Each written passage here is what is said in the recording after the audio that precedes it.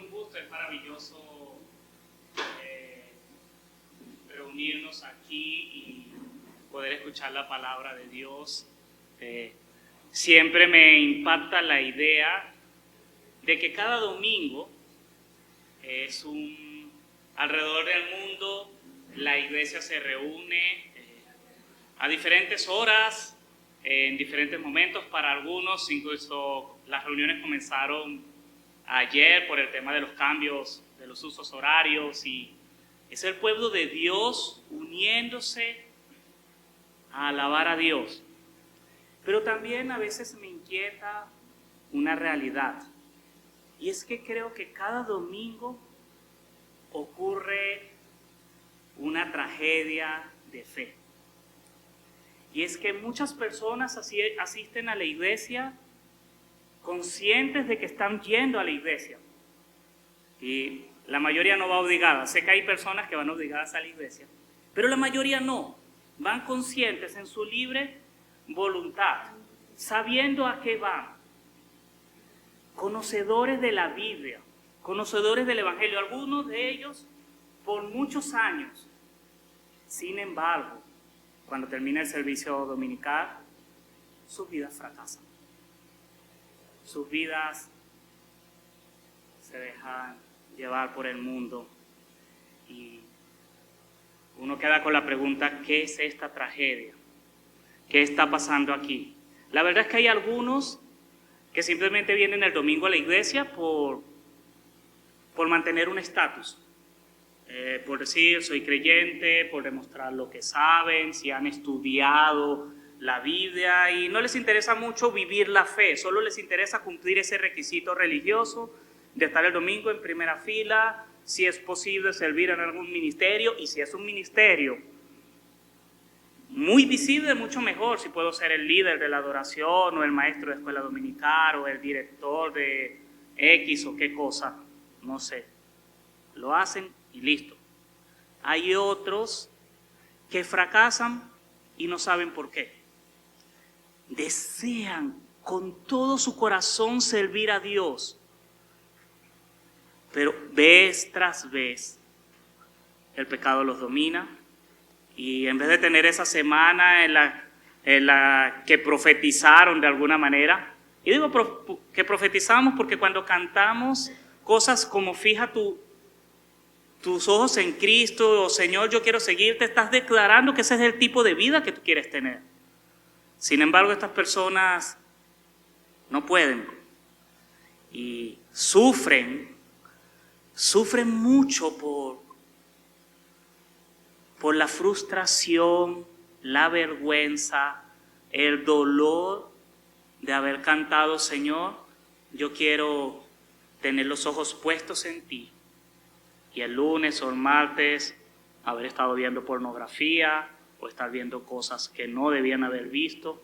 O Señor, yo quiero que mis labios reflejen tu pureza, y se me atraviesa alguien en la vía y le digo palabras que no son necesariamente puras ni reflejan corazones puros, y viven con esa frustración y ese dolor de ¿qué pasó aquí? Hay también aquellos que fracasan, y fracasan porque a pesar de que aquí levantaron las manos y declararon y llevaron la Biblia grande con canto dorado y de estudio y notas, salen y casi que la esconden, y ¿saben? Son ese tipo de creyentes. Y es triste cuando una persona dice: no, yo soy cristiano, voy a la iglesia desde hace muchos años, y la respuesta de la gente es: ¿en serio? No me lo imaginaba de ti. Y son esas personas que son como cristianos secretos, cristianos del reino, son de la agencia secreta del reino, encubiertos. Y ellos también están con sus luchas, pero también fracasan. Y hay un cuarto grupo, y son aquellos que salen aquí gozosos y tienen una vida gozosa y están creciendo en la fe y están disfrutando el Evangelio, pero que están desconcertados, porque dicen: hey, yo siento este gozo, Dios me está cambiando, pero ¿por qué veo tanta gente que no? Veo tanta gente que está luchando con su fe. Y ellos también sufren. Sufren porque a veces no pueden entender y a veces se van a la crítica, a veces asumen roles de fariseos, juzgando a los demás. Díganme si eso no es una tragedia cuando eso pasa en la iglesia. Díganme si eso no es una tragedia cuando tenemos personas que sabemos que están aquí entre nosotros y mañana van a estar pecando. Personas que están aquí entre nosotros y mañana van a estar avergonzados diciéndose, no di la talla, no pude. Otra vez Huércal con el mismo problema. Otra vez luchando con esto mismo. Eso es una tragedia. Y el pasaje de hoy aborda para que empecemos a entender por qué pasa esa tragedia. Ya sea que tú seas cualquiera de estos grupos, seas el que estás luchando con la vergüenza, o seas el que estás preguntándote, ¿por qué los otros, por qué estos hermanos que amo tanto no quieren, no experimentan la gracia que yo experimento? O seas el que estás aquí simplemente diciendo, espero que ya sea las 2:30 para que todo esto termine y haber cumplido mi requisito de culto de la semana. Este mensaje habla de cómo entender esta tragedia. Este es el último mensaje en Efesios por este año. Vamos a hacer una pausa y este mensaje marca un punto de cambio en lo que Pablo ha venido diciendo. Él ha dedicado los primeros capítulos del libro de Efesios a hablar de la gracia, del reino de Dios, de los regalos que tenemos en Cristo. Ha dicho quiénes somos. A partir del capítulo 4, en los siguientes capítulos, va a contarnos cómo como creyentes nosotros vivimos en esa gracia. Cómo como creyentes nosotros experimentamos el Evangelio y cómo debemos vivirlos. Hoy vamos entonces a dar esa introducción a esta parte práctica. Ya Pablo nos dio la teoría de lo que somos, de lo que es nuestra riqueza de vida en Cristo. Y ahora vamos a enfrentarnos a cómo aquellos que han vivido esa riqueza viven la vida día a día. Quiero invitarlos a leer Efesios capítulo 4 y vamos a leer los versos del 1 al 16.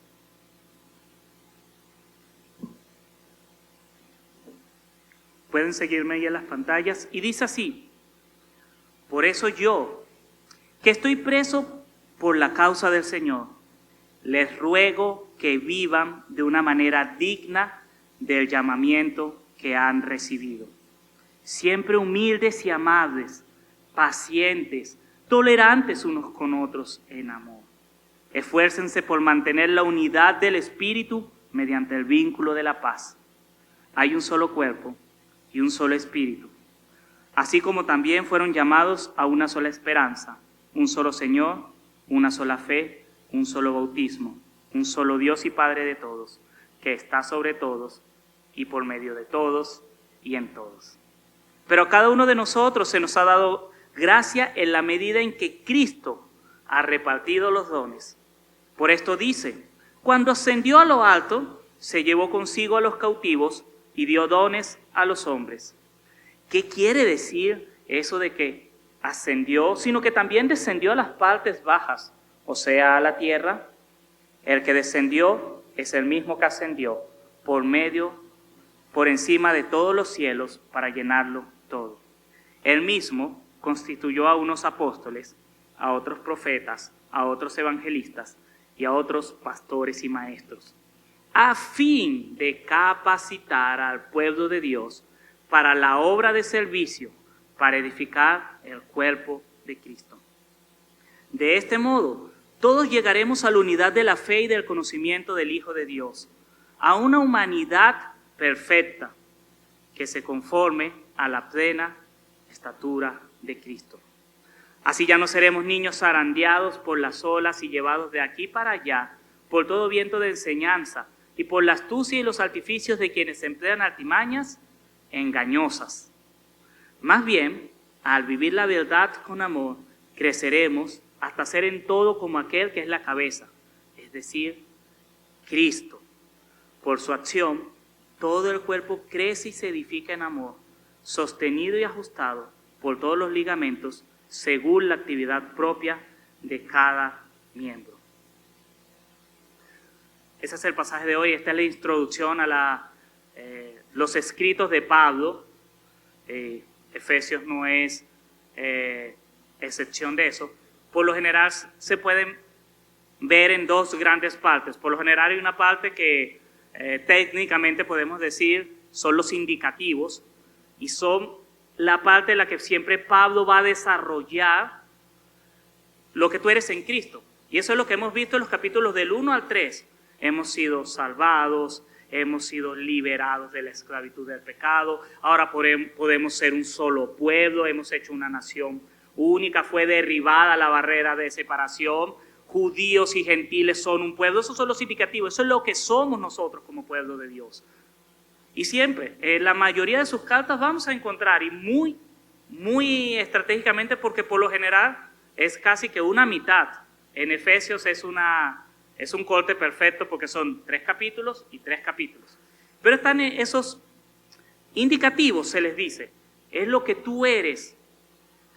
Y del capítulo 4 al 6, por lo general en la segunda parte es lo que llaman imperativos, lo que debes hacer, la manera en la que tú respondes a eso. Y por eso empiezan entonces las listas domésticas, cómo debe comportarse el esposo, la esposa, los esclavos, los hijos, cómo debemos enfrentar problemas. En Corintios, cómo entonces se celebra la cena, cómo se administran los dones. Pero siempre están esas dos partes. Y esto es muy importante. Porque parte de esa tragedia de la que les estaba hablando hace un momento tiene que ver con desconectar tu fe, lo que tú sientes de tu fe, con lo que tú vives a diario, con la clase de vida que tú tienes. Y Pablo lo sabe. Él sabe que él pudo haber dicho, ya lo dije todo. En los primeros capítulos hay una cristología preciosa, hay un evangelio precioso, hay oraciones preciosas. Y decir, fin al final del último verso del capítulo 3. Terminé. Pero Pablo sabe que necesitamos tomar toda esa información y llevarla a la práctica. Que necesitamos vivir esa fe, porque el evangelio no es solo teoría, no es solo conocimiento, es conocimiento y práctica. El conocimiento se desarrolla en la práctica de la fe. Entonces Pablo está invitando a sus lectores a partir de este capítulo 4 a que vivan la fe de la manera correcta. De hecho, el capítulo 4 comienza con una exhortación, un llamado a que vivan dignamente según el llamamiento o la vida que han recibido. Y esa exhortación abarca todos los capítulos. Comienza hoy, pero ese debería ser el eco con el que yo piense en todo lo demás que Pablo nos va a decir a lo largo de los 3 capítulos que faltan. Él nos está exhortando a que vivamos de manera digna al llamamiento que nos ha hecho. Así que hay 3 cosas en el pasaje de hoy. Está la exhortación, y yo podría decir que él lo que está haciendo es exhortándonos a vivir una vida que crece en Cristo. Eso es lo que él está diciendo. Él les está diciendo, bueno, ya les he dicho la gracia, ya les he mostrado la riqueza de la vida que tienen en Cristo, ahora los exhorto a que vivan una vida que crece en Cristo. Y quiero que veamos esas 3 componentes de esta oración. La exhortación en sí, ¿qué importancia tiene para ti eso hoy?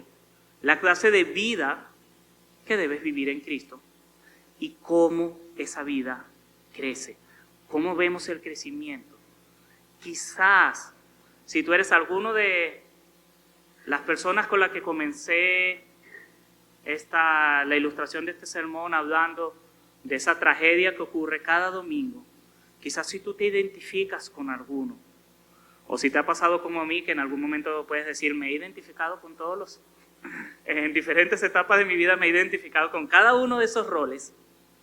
Entender esta exhortación, la vida que tú tienes en Cristo y cómo creces en esa vida, te puede ayudar a conectar lo que estás haciendo hoy aquí con lo que vas a hacer cuando salgas de esta iglesia y te toque vivir el lunes, martes, miércoles con sus tentaciones, sus luchas y sus pruebas. Así que vamos a empezar con la exhortación. Una exhortación a vivir según la riqueza de Cristo. Y es interesante porque Pablo comienza aquí recordando: yo preso, prisionero por causa de Cristo.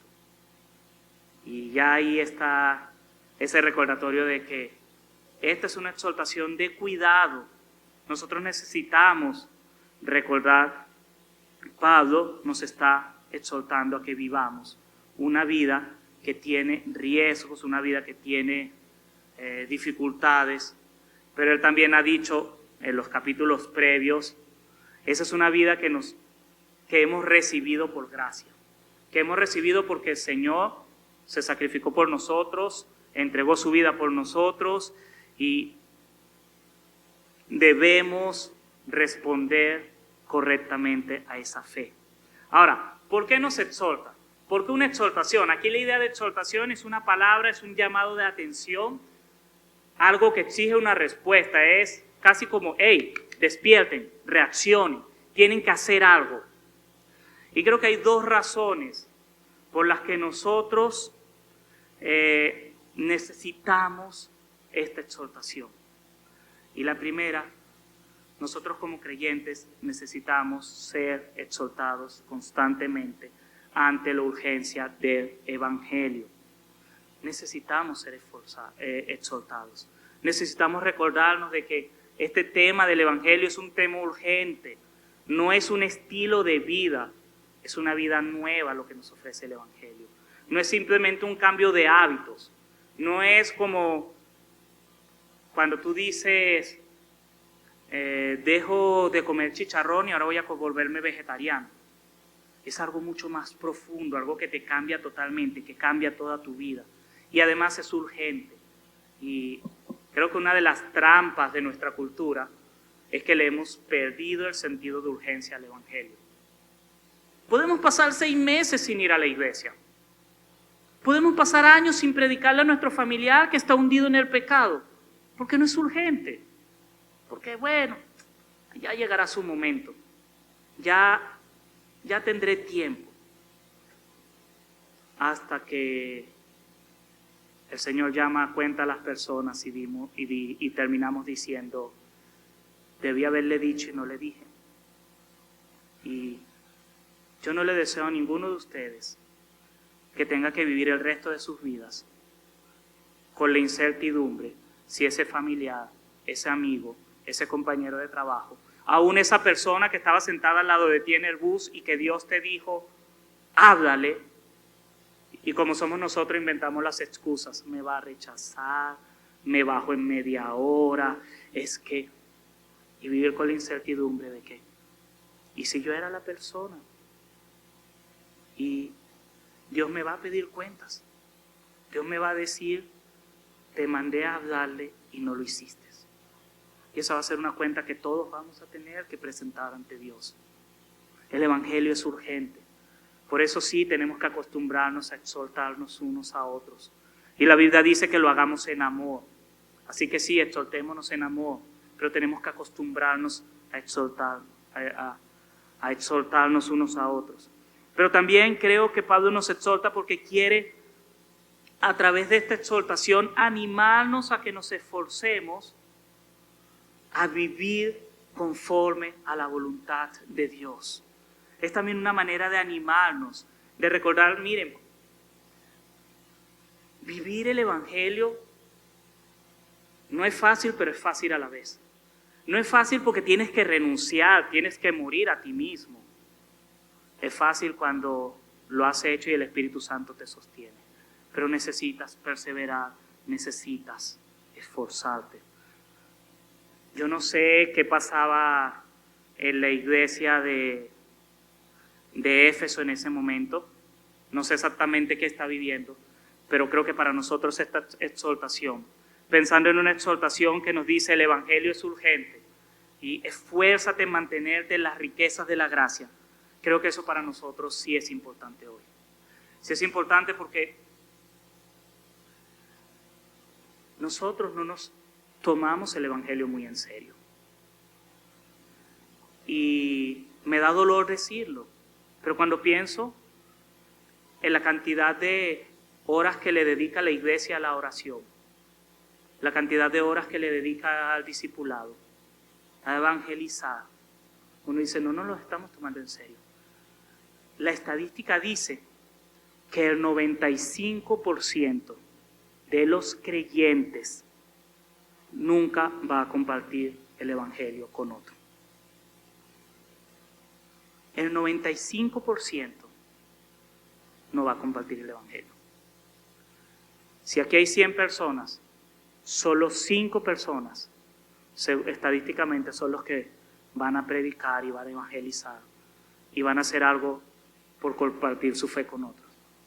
El otro 95% se va a conformar con estar sentado cada domingo, intentar hacer las cosas bien, no caer en pecados grandes y eso es todo. ¿Cuándo fue la última vez que le compartiste a alguien la fe? ¿Cuándo fue la última vez que iniciaste un grupo de oración de manera espontánea? Creo que sí necesitamos ser exhortados a vivir y caminar en la fe. Creo que sí necesitamos ser animados, porque también necesitamos la palabra.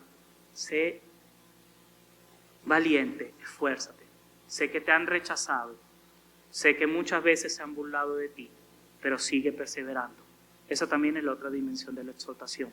Sigue insistiendo, sigue caminando, sigue insistiendo con ese familiar, sigue insistiendo con ese compañero de trabajo. No te desanimes. Por eso es importante la exhortación. Y es esa idea de esa exhortación a estar animado, a perseverar, a ver el Evangelio como algo urgente que debes tener presente al leer los 3 capítulos que faltan de Efesios. No es solo para este pasaje, es para todo. Cuando hablemos del matrimonio, piensas que en tu matrimonio el Evangelio debe ser algo urgente y que debes estar animado y perseverar en él. Cuando se hable de las relaciones entre padres e hijos o las relaciones laborales, piensa en esas verdades. Cuando se hable de tu propia vida, al final del capítulo 6, de tus luchas, piensa en esas verdades. El Evangelio es algo urgente y debes permanecer. Luego de que Pablo deja esta exhortación, viene a decirles, y esta es la vida como ustedes la deben vivir. De esta manera se debe reflejar, y es lo que está en los versos del 2 al 6. Y en este pasaje, Pablo está mostrando 2 relaciones inseparables. Está mostrando 2 verdades que tienen que ver con la vida que viven los creyentes que disfrutan de las riquezas de la gracia y de la vida en Cristo. Hay 2 cosas. La primera, tu carácter cristiano debe estar centrado en el amor al prójimo. Miren la lista que hace a partir del verso 2. Que nosotros debemos ser siempre humildes y amables, pacientes, tolerantes unos con otros en amor. Esfuércense por mantener la unidad del Espíritu mediante el vínculo de la paz. Aquí en los versos 2 y 3 están algunas características del carácter del cristiano que disfruta, vive de las riquezas de la gracia en Cristo. Pero noten que todas estas características solo son posibles en el contexto de la comunidad, del amor al prójimo. Solo son posibles. Solo puedes desarrollar humildad si tratas con otras personas. Solo puedes desarrollar amabilidad y paciencia si tratas con otras personas. Porque seguramente,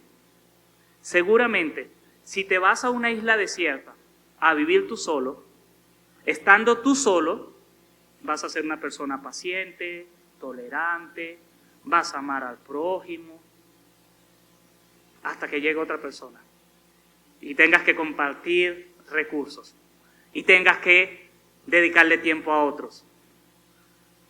Solo puedes desarrollar un carácter cristiano en el contexto de relaciones con otros. ¿O no han notado que hay algún algunas personas que están muy orgullosas de su carácter y hablan mucho de lo justo, los rectos que son, pero cuando esas personas no piensan en el prójimo, terminan siendo realmente todo lo contrario a lo que ellos creen. Terminan siendo personas arbitrarias, personas desagradables.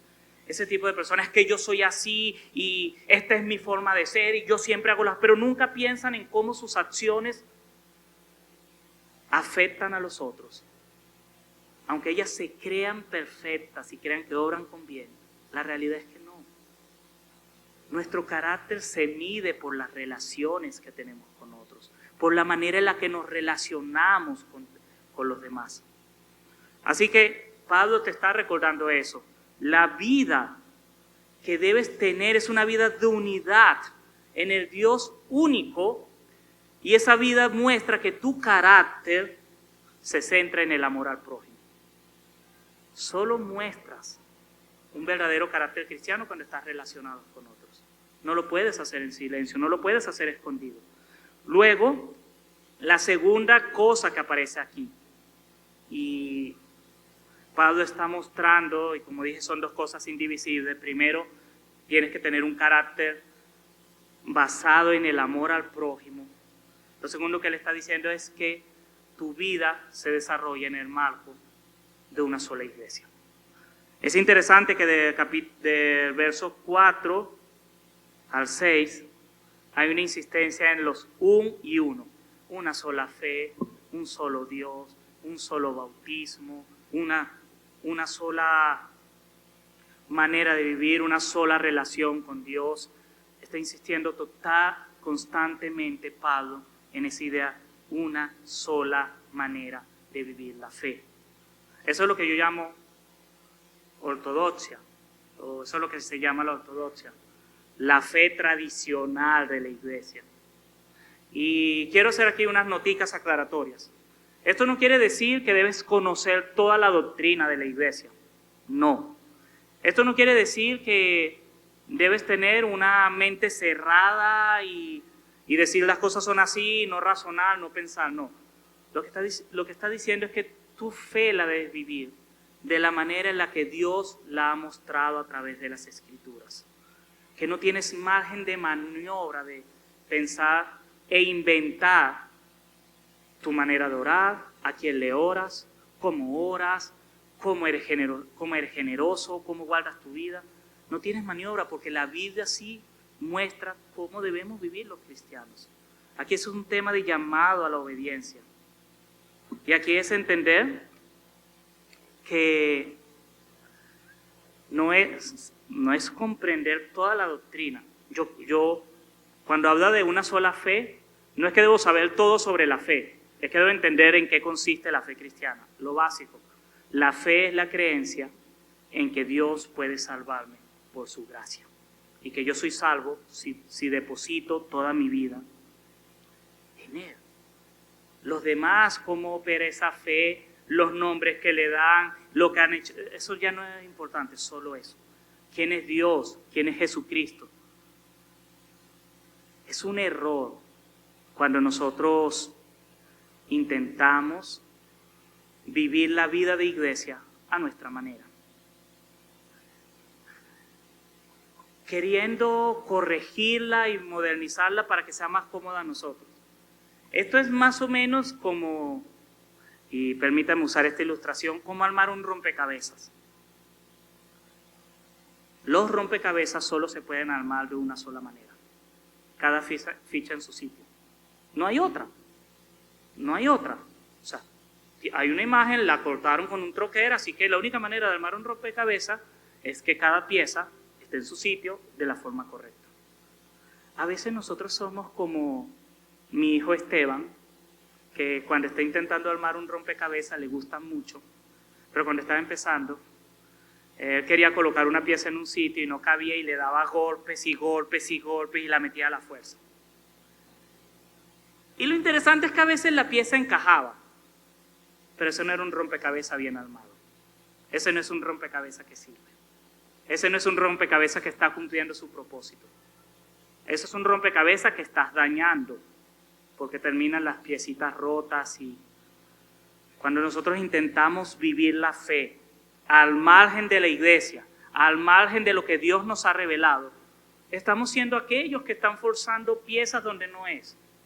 Y decimos, la Biblia dice no dejen de congregarse, pero no importa, yo no me congrego, yo puedo tener una relación directa con Dios. Y la Biblia dice que en comunidad administramos la disciplina y la restauración, pero yo digo, no, yo estos problemas yo los resuelvo yo solo. Nadie tiene por qué saber, yo no tengo por qué confesarle a nadie, yo solo le confieso mis pecados a Dios. Cuidado con eso, porque esas son piezas que estás metiendo donde no es. No, es que yo no necesito dar diezmo y ofrenda. Yo le compro mercados a la gente en necesidad. ¡Wow! Muy bien. Pero la Biblia también es clara de cómo nos sostenemos y cómo nos bendecimos unos a otros. Entonces, ten cuidado con esas enmiendas. Ten cuidado con eso. La Biblia es clara y es un error cuando hacemos todo esto.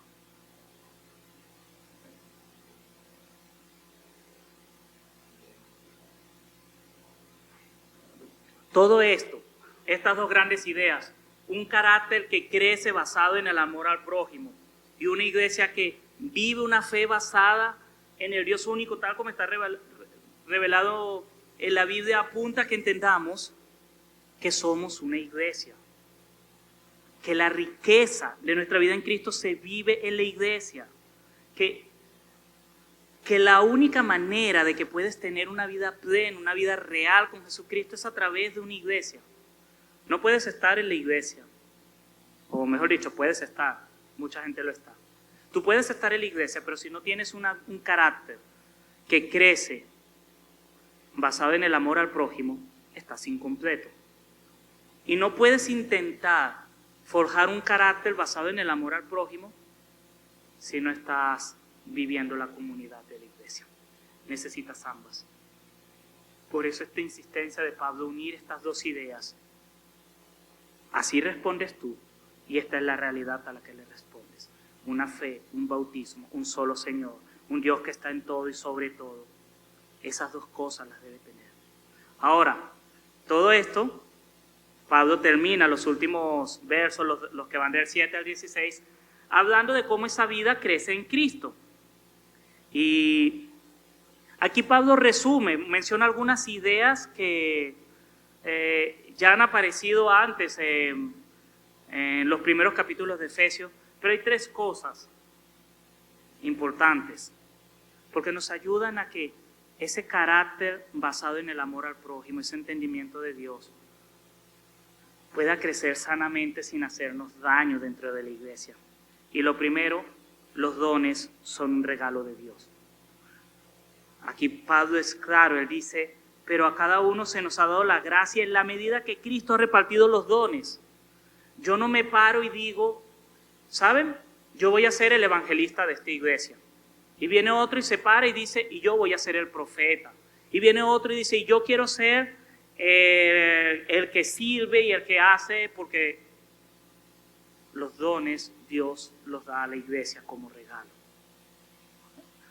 Y eso tiene sus implicaciones, lo hablé en una predicación anterior, que cuando alguien se para aquí a enseñar, tienes que ver eso como un regalo que Dios está haciendo a esta iglesia. El don de enseñanza es un regalo. Nuestras maestras de Redil Junior son un regalo que Dios nos ha dado, esos dones de enseñanza. Y eso nos debería llenar el corazón de gratitud y de gozo por ellos.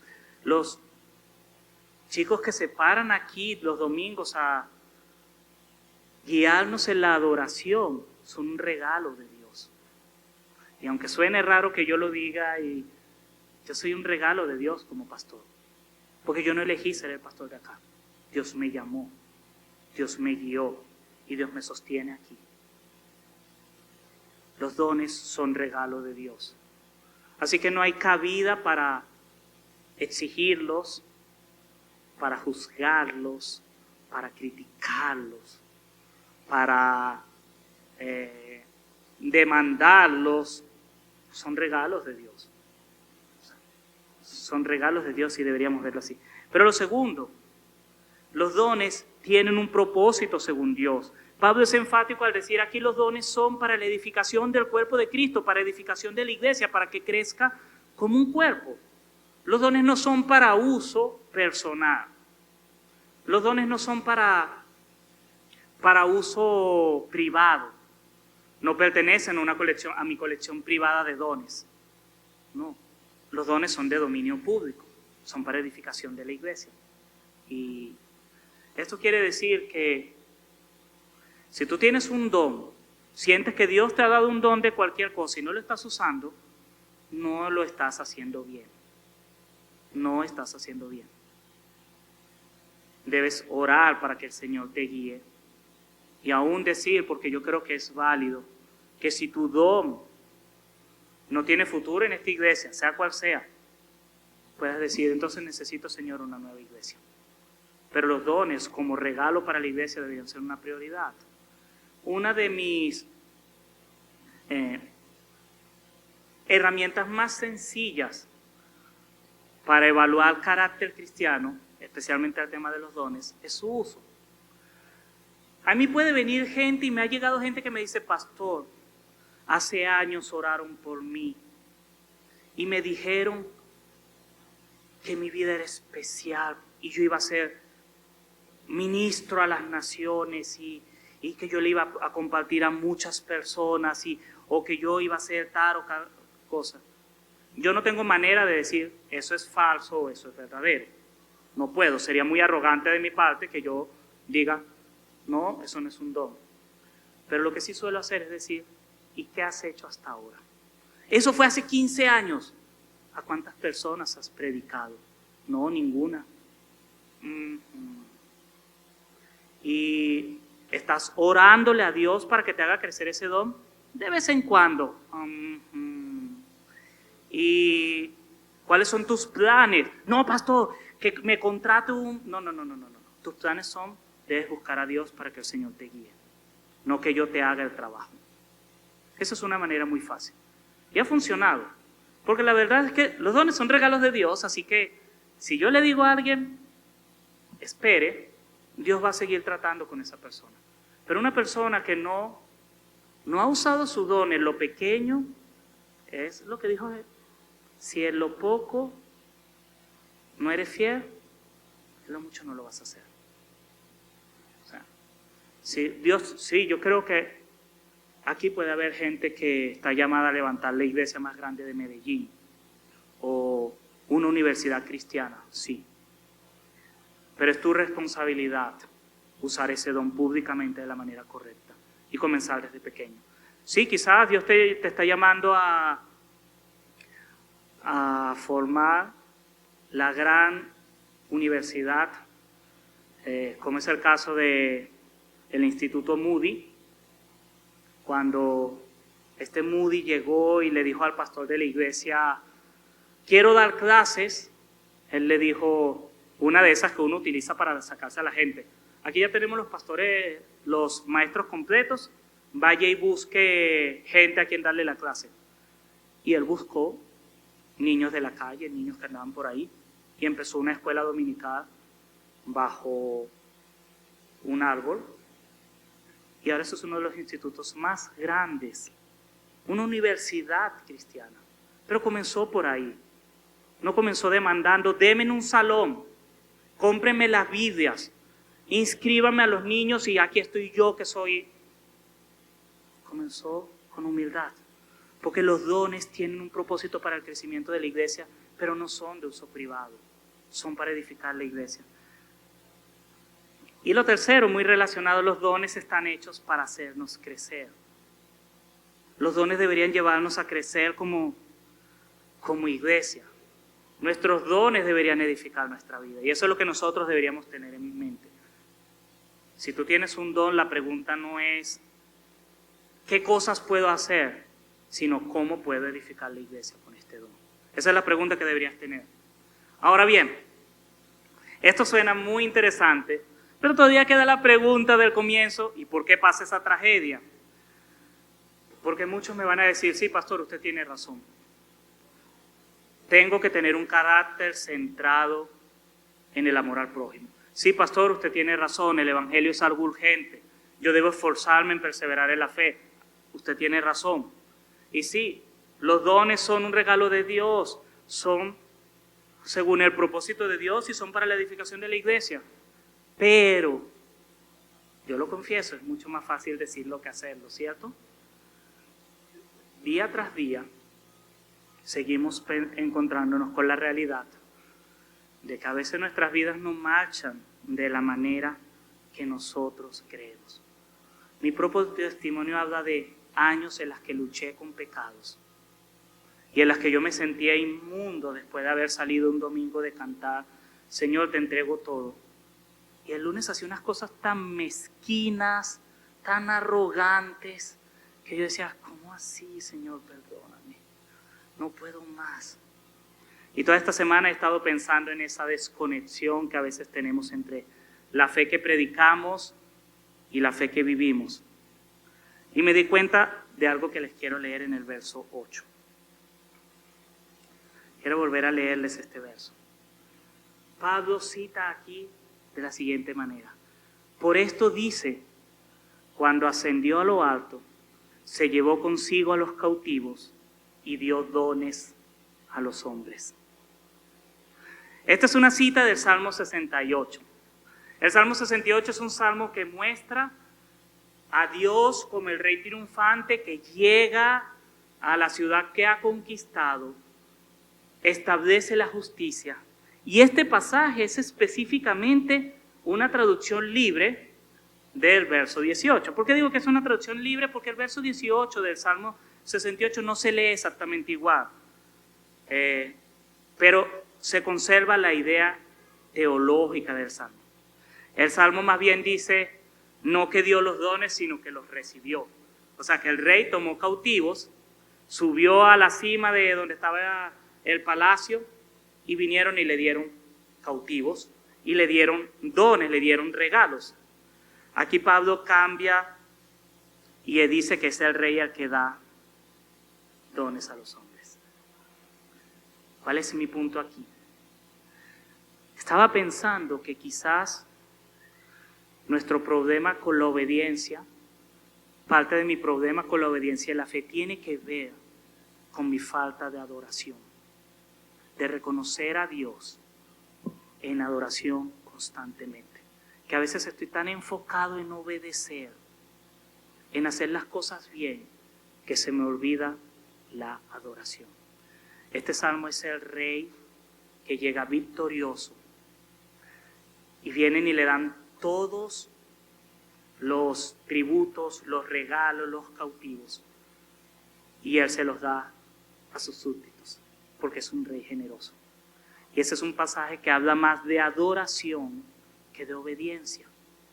Y es interesante porque Pablo está apuntando aquí a exhortar a cómo responder a la fe.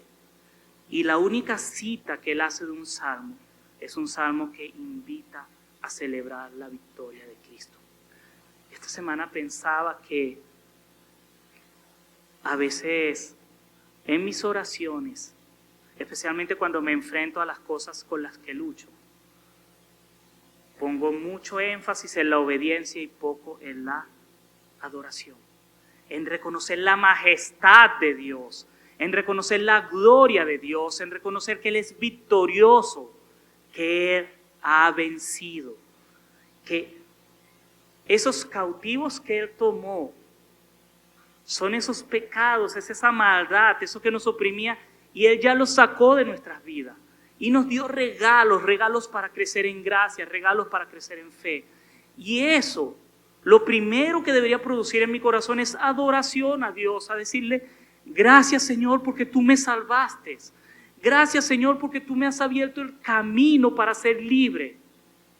Y no tanto estar preocupándome de, debo decir las palabras correctas, debo hacer las cosas correctas, debo vivir según estas leyes, debo vivir según estas normas, debo mostrar lo inteligente que soy, debo solo adoración. Imagina una iglesia que empieza a definir la obediencia como un acto de adoración a Dios y que su anhelo de obedecer sea el anhelo de adorar y no solamente librarse del pecado, librarse de consecuencias. Imagínate que nosotros aquí empezamos a desplazar nuestro corazón de las obediencias y las leyes a la adoración, a disfrutar la gracia. Imagino una iglesia que piensa en las verdades del Evangelio y su primera respuesta es adoración. Y su esfuerzo por obedecer no nace del miedo al castigo, nace del miedo a perder ese tiempo de adoración con su Dios. Imagina tu obediencia como un acto de adoración a aquel que obedeció de la forma más radical y extrema para que hoy tú puedas tener vida y tú lo puedas adorar. Cada vez me estoy convenciendo más de que nosotros nos quedamos cortos cuando definimos obediencia, pecado, si solo nos quedamos con cosas que se hacen o no se hacen. Creo que tenemos que apuntarle a las relaciones. Y la relación perfecta con Dios es la relación de adoración. Es la base de nuestra relación con Él. Cuando entendemos que la obediencia nace en la adoración, corazones que adoran a Dios, a su grandeza, empezamos a amar más a Dios, empezamos a disfrutar más estar con Él. Y cuando amamos y disfrutamos más estar con Dios, se nos hace más fácil obedecer. Eso es mucho más fácil que a que te pares y empieces a decirte cosas como el chisme es malo, el chisme es malo, el chisme es malo, el chisme es malo, el chisme es malo. A repetirte para no caer en la tentación del chisme, llega al WhatsApp, te tengo que contar lo que pasó. Cuando empiezas a decir, Señor, te amo tanto que no quiero perder mi tiempo en conversaciones estúpidas, sin sentido, en rumores, quiero estar contigo. Cuando tu deseo de pureza sexual nace de la adoración y no de decir, uy, qué asco, qué feo, qué dirán de mí, esto no está bien que lo hagan los cristianos, sino diga, me guardo en pureza porque tengo un Dios que es puro y me ama cuando yo me mantengo en pureza. Y mientras más puro estoy, más puedo disfrutar de ese amor. Adoración. Este salmo, este pasaje invita a decir, haz que la adoración sea la base de tu obediencia. Y quiero terminar pidiéndoles que se pongan de pie.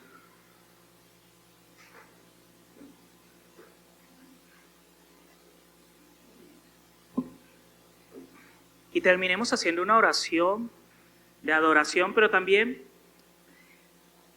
con otro ingrediente que aparece en este pasaje, y es el recuerdo de la unidad.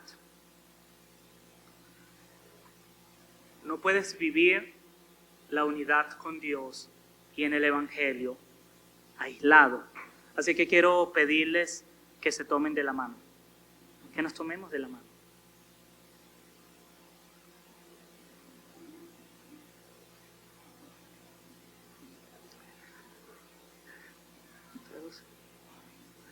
Es que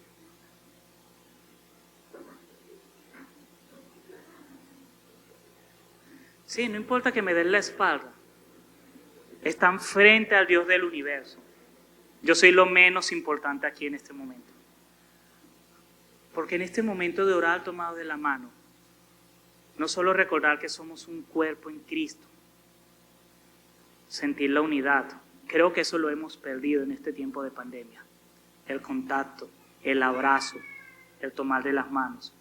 Y es difícil creer que somos un cuerpo, que somos una iglesia si no nos sentimos. Padre, Señor, quiero pedirte que si aquí estamos algunos de los que estaban, de las personas que describí al principio, que se sienten presionados por el fracaso espiritual en sus vidas, Señor, que puedan sentir en este momento el anhelo de adorarte, Señor. Pero también, Señor, que puedan sentir en el contacto físico, Señor, de sus hermanos, tu gracia. Que puedan sentir, Señor, apoyo. Señor, ayúdanos a ser una iglesia que desea adorarte con tanta intensidad que nuestros corazones se vuelvan ciegos a la tentación, al pecado. Señor, ayúdanos a priorizar la adoración en nuestras vidas como lo más importante. Porque es un corazón agradecido el que te obedece. Es un corazón que te adora el que te obedece. Un corazón que te adora es el que edifica a otros. Un corazón que adora es el que desarrolla dones que edifican la iglesia. Un corazón que adora es el que exhorta con amor y anima al débil, al que está flaqueando, Señor.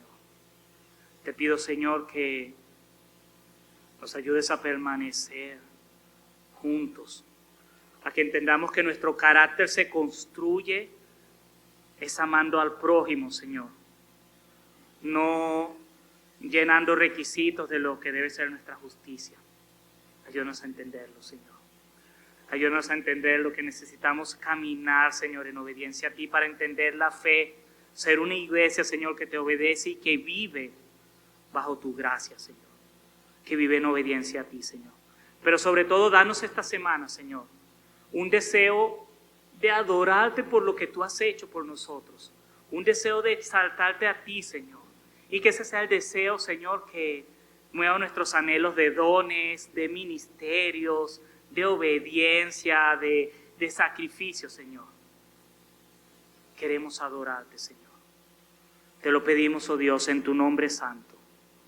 Amén, Señor. Y sigamos orando. Y quiero aprovechar y decirles que sigamos tomados de la mano por 40 días. Durante el mes de diciembre y los primeros días de enero vamos a hacer un tiempo de oración, de 40 días de oración. Media hora cada noche. Quiero invitarles a que oren y participen con esta idea. Y que si se te ocurre la genialidad de decir, yo quiero ir a orar a casa de Jorge y Yolima, ve y oren juntos. Yo quiero ir a orar con esta familia, porque no es oración separada. Ya ahorita los anuncios darán más detalles, pero 40 días no es nada. ¿Saben que uno de los pueblos, una de las iglesias, mejor dicho, que más entendió esto de la adoración como base de la obediencia, la iglesia morava, cuyo lema es algo más o menos así que nuestras vidas honren el sacrificio del Señor? Tuvo una cadena de oración que duró 100 años ininterrumpidos. No 40 días, 100 años. Es asombroso pensar que los que comenzaron esa cadena no vivieron para ver su finalización. Y muchos de esos moravos se vendieron como esclavos a las plantaciones del Caribe para predicar el evangelio a los esclavos. Porque adoraban a un Dios grande y entendieron que su libertad era menos que la libertad que tienes en Cristo. Dios les bendiga y pueden sentarse y quiero verlos orando 40 días.